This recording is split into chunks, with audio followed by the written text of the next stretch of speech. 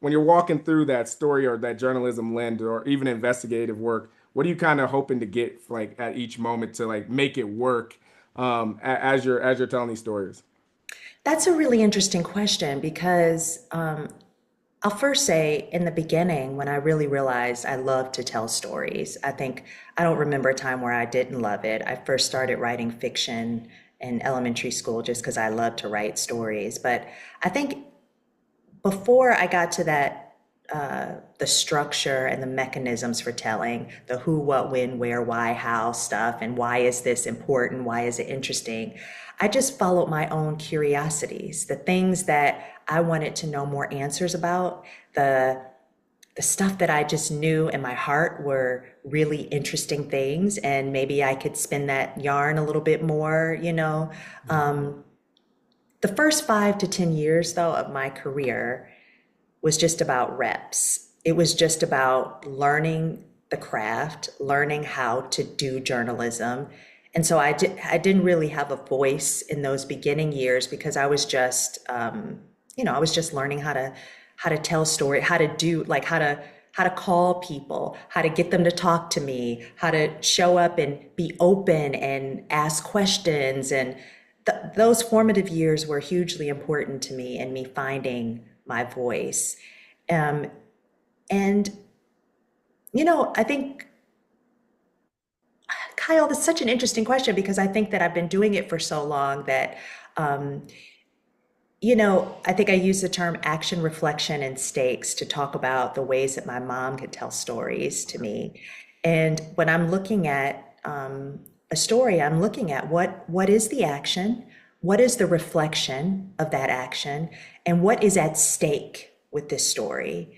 And almost all really great stories have huge stakes, whether they're for the individual or for the larger population. And I think that's kind of my metric in trying to figure out if that is a journalistic story and also really like a narrative story to tell too.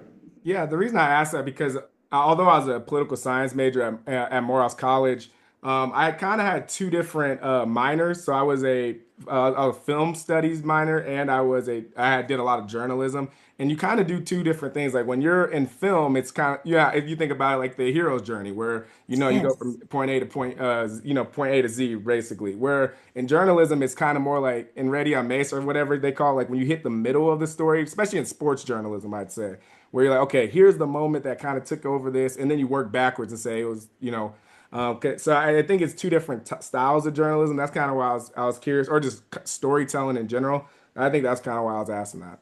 Yeah, I mean, you're absolutely right.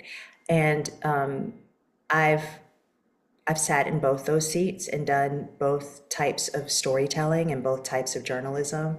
I'll tell you, I started off in television. My first on camera my on-camera reporting was in Fort Wayne, Indiana, at the NBC station, and I would do two stories a day and two live shots a day, 5 days a week.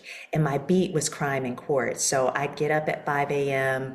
I'd manually pour over police reports. I go to the police station, manually pour over those reports, stand around to kind of wait and talk with police guys and detectives to kind of get tips and stuff like that. And then I go to the courthouse and do the same thing where I pour over the records and that kind of stuff, that kind of reporting. I was searching for news. I was searching for what happened last night, what's happening this week, how can I report out that information.